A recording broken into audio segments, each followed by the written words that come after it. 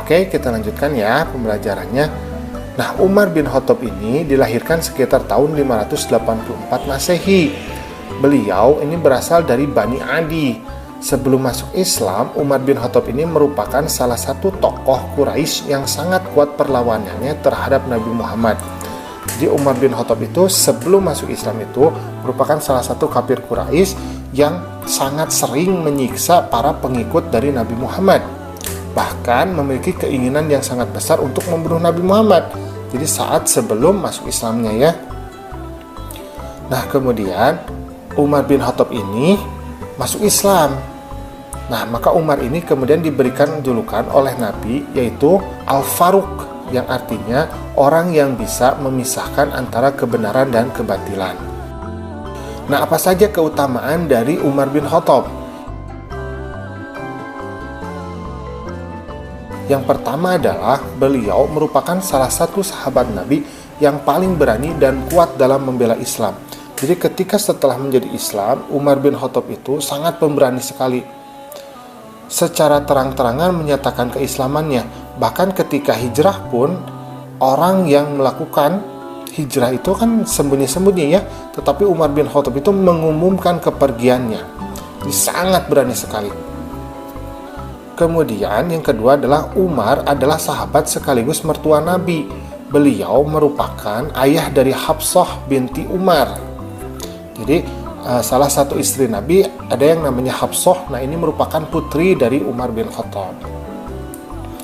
Kemudian yang ketiga, Umar bin Khattab ketika menjadi khalifah hidup sangat sederhana dan sering keluar malam-malam untuk melihat rakyatnya.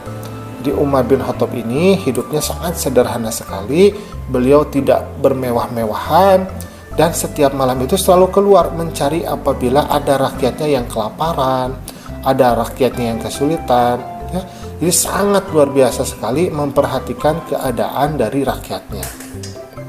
Nah, apa saja jasa Khalifah Umar bin Khattab ketika menjadi khalifah?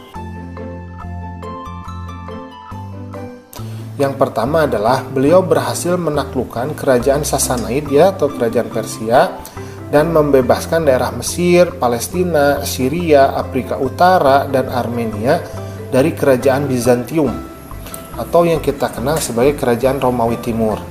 Kemudian yang kedua, beliau membentuk Baitul Mal dan merapihkan administrasi pemerintahan seperti mengangkat hakim, sensus penduduk, dan sebagainya.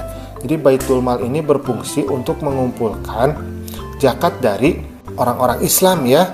Nah, dari Baitul Mal ini kemudian bisa menggaji prajurit ya, bisa menggaji para pembantu khalifah. Nah, itu dari sana ya.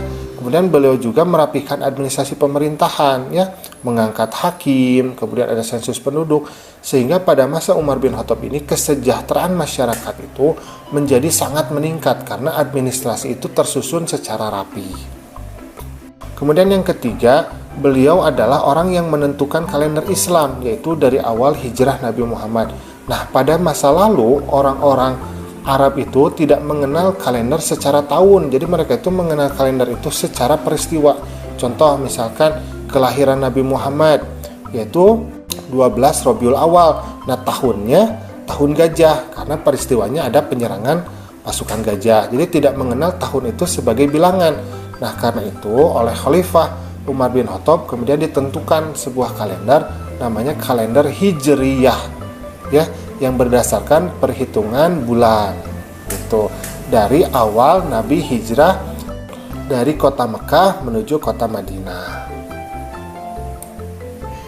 Kemudian yang keempat, beliau juga merenovasi, jadi memperbaiki Masjidil Haram, kemudian Masjid Nabawi ya, sehingga menjadi lebih luas, menjadi lebih layak untuk dilakukan ibadah di dalamnya. Nah, alhamdulillah pembelajaran kita pada kesempatan kali ini sudah selesai. Terima kasih ya sudah menyimak. Assalamualaikum.